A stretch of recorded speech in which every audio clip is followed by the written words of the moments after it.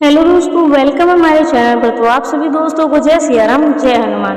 तो आज हम बात करने वाले हैं कलयुग में होने वाली 5 ऐसी रहस्यमयी बातें जो श्री कृष्ण ने भगवत गीता में पहले ही बता दी थी। तो वो कौन सी बातें हैं हम इस वीडियो पे बताने वाले हैं। तो वीडियो को जरा भी स्किप मत कीजिएगा, पूरा देखिएगा। इस वीडियो पे हम विस्तार पूर्वक बताने वाले हैं। तो टाइम को वेस्ट न करते हुए चलिए वीडियो को स्टार्ट करते हैं। महाभारत के समय की बात है। 5 पांडवों ने भगवान श्री कृष्ण से कलयुग के बारे में चर्चा की और कलयुग के बारे में विस्तार से पूछा। वह जानने की इच्छा जाहिर की कि कलयुग में मनुष्य कैसा होगा, उसके व्यवहार कैसे होंगे और उसे मोक्ष कैसे प्राप्त होगा।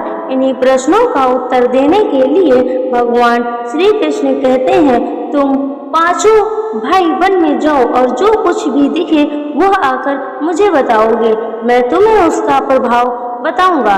5 भाई वन में गए। युधिष्ठिर महाराज ने देखा कि किसी हाथी के 2 सूंड हैं। यह देखकर उसका आश्चर्य का पारा न रहा।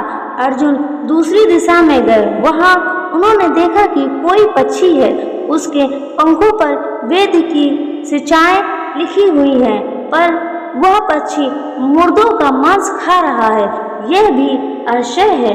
भीम ने तीसरा आश्चर्य देखा कि गाय ने बछड़े को जन्म दिया है और बछड़े को इतना चाट रही है कि बछड़ा लहूलुहान हो जाता है।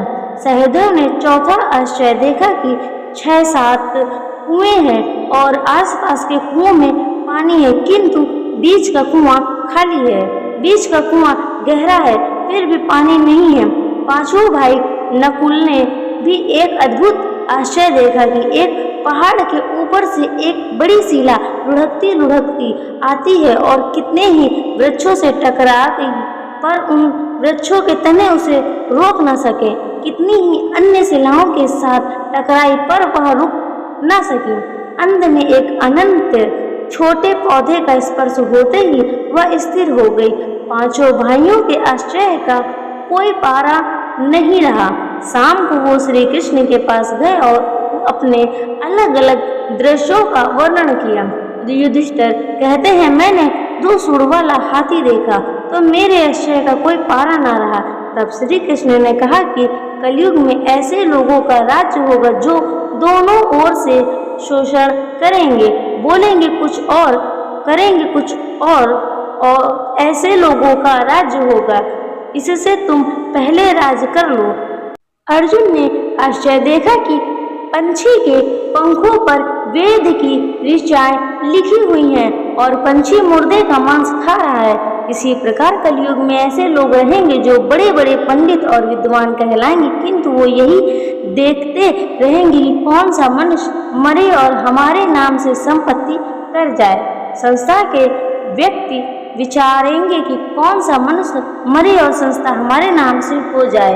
हर जाति धर्म के प्रमुख पद पर बैठे विचार करेंगे कि कब किसका श्राद्ध है। चाहे कितने भी बड़े लोग होंगे, किंतु उनका दृष्टि तो धन के ऊपर, मांस के ऊपर ही रहेगी। ऐसे लोगों की बहुतायत होगी जो परधन को हारने और छीनने को आतुर होंगे और कोई कोई विरला ही संत पुरुष होगा।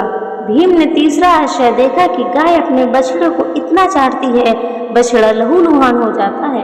कलयुग का आदमी शिशुपाल हो जाएगा। बालकों के लिए इतनी ममता करेगा कि उन्हें अपने विकास का अवसर ही नहीं मिलेगा। किसी का बेटा घर छोड़कर साधु बनेगा तो हजारों व्यक्ति दर्शन करेंगे, किंतु यदि अपना बेटा साधु बनता होगा तो रोकेंगे कि मेरे बेटे का क्या होगा। इतनी सारी ममताएं होंगी कि उसे मोह माया और परिवार में ही बांध कर रखेंगे और उसका जीवन वहीं खत्म हो जाएगा। अंत में बेचारा अनाथ होकर मरेगा। वास्तव में लड़के तुम्हारे नहीं हैं, वो तो बहुओं की अमानत है। लड़कियां जमाइयों की अमानत है और तुम्हारा यह शरीर मृत्यु की अमानत है। तुम्हारी आत्मा परमात्मा की अमानत है।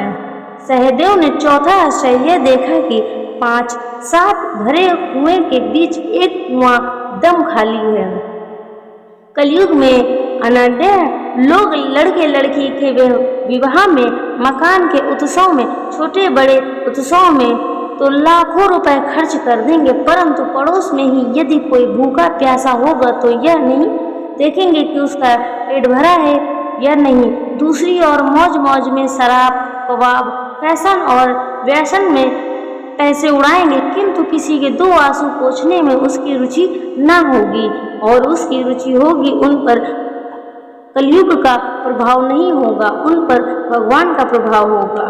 पांचवा आश्चर्य यह था कि एक बड़ी चट्टान पहाड़ से लुढ़कती वृक्षों को तने और चट्टानें उसे रोक ना पाए, किंतु एक छोटे से पौधों से टकराते ही वह चट्टान रुक गई। कलयुग में मानव का मन नीचे गिरेगा, उसका जीवन प्रतीत होगा।